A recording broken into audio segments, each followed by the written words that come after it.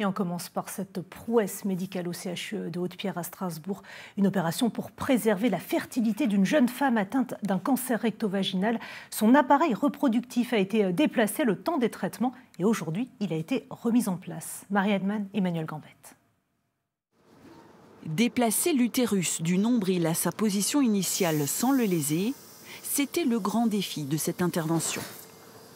Durant 8 mois, la patiente a vécu avec un utérus rattaché au nombril par son col. Âgée de 24 ans, la jeune femme souffrait d'un cancer recto-vaginal rare et très agressif et risquait de perdre sa fertilité avec les traitements. Alors l'équipe du professeur Akladios a imaginé au moment de l'ablation de la tumeur une remontée de son utérus pour le protéger de la radiothérapie à venir.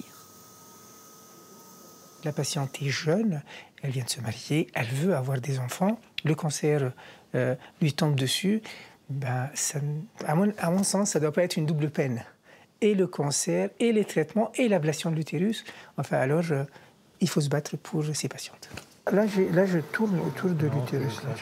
8 mois ont passé, la patiente a terminé ses traitements, elle est en rémission de son cancer. Le moment est donc venu de raccorder l'utérus au vagin, qui a dû être reconstruit. La difficulté, c'est ça, c'est de maintenir la vascularisation de cet organe. La vascularisation provient des artères ovariennes et d'être capable de trouver la longueur nécessaire pour descendre cet utérus et le remettre à la bonne place. Cette seconde intervention a duré 4 heures et s'est très bien passée.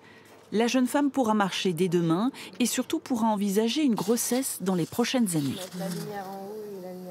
Il faut qu'on laisse le temps à l'utérus pour bien se positionner, bien se fixer en place.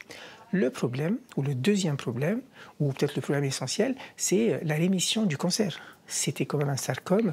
On est là maintenant à 4 mois de son traitement. Il faut attendre au moins 1 an, voire même 2, avant de dire qu'elle est en rémission complète et qu'elle est capable de tomber enceinte et d'avoir un enfant.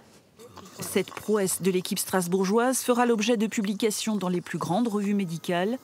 Elle va aussi changer la manière de lutter contre le cancer de la femme jeune en désir d'enfant.